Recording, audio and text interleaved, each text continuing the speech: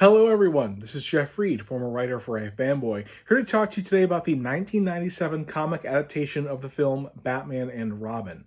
This was written by Dennis O'Neil, who has a long history with the Batman character, and while he is the writer of this particular adaptation, he goes out of his way to show he is not the auteur of the story. How he does that, I'll get back to in a moment. First, I want to talk about the interior art of this book, which is, by the way, gorgeous. Has pencils by Rodolfo DiMaggio, who is not a name that I recognize very well.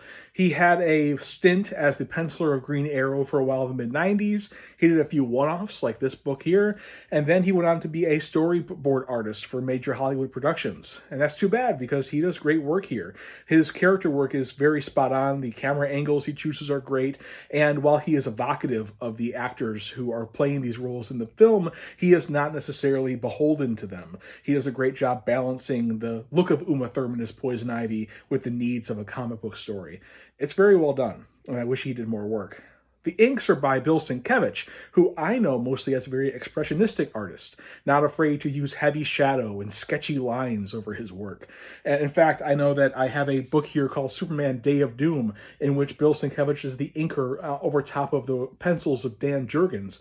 You won't find a more straightforward Superman artist than Dan Jurgens, and in this Superman story, Bill Sienkiewicz's work stands out as being incredibly moody and incredibly dark and shadowy. It's a different change to have someone like him doing Dan Jurgens' inks, and it's someone who is definitely putting his stamp on that.